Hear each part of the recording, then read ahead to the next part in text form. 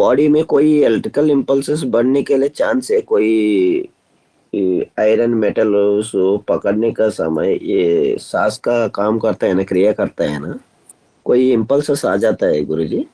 ऐसा है, आपने बड़ा गहरा विषय शुरू किया है। हमारा शरीर सिर्फ मांस मज्जा और रक्त का ही नहीं है। हमारे शरीर के अंदर करंट का फ्लो होता है। विद्युत हमारे शरीर के अंदर चलती रहती है। हमारा हृदय भी, जब ईसीजी देखते हैं ना, वो बेसिकली इलेक्ट्रिकल इम्पल्स ही होती हैं। इसी तरह हमारे स्पाइनल कॉर्ड में भी करंट का फ्लो होता है। जब आप क्रिया योगा 10 या 12 साल तक कर लेते हैं, या उससे कम या उससे ज़्यादा, वो तो मैं नहीं कह सकता, लेकिन आपको अपने अंदर विद्युत का प्रसारण स्पाइनल कॉर्ड में बिल्कुल प्रत्यक्ष रूप में आभास होगा। इसमें आभास ना होने का प्रश्न ही नहीं है। प्रभु किसी न किसी रूप में अपनी शक्तियों का प्रदर्शन करेगा आपको।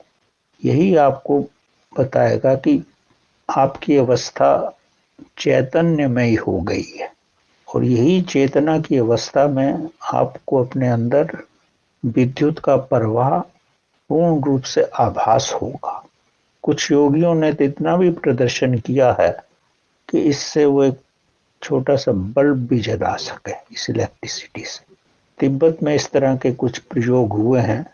तिब्बत में तो ये भी प्रयोग हुआ है कि बहुत सर्दी हो रही है, और जो व्यक्ति इस योगा साधना में है और अपने अंदर इलेक्ट्रिसिटी प्रोड्यूस कर पा रहा है, तो उसके शरीर से पसीना निकलने लगता है जबकि बाहर बर्फ गिर रही हो। तो ये सब आप लिटरेचर में भी पढ़ सकते हो।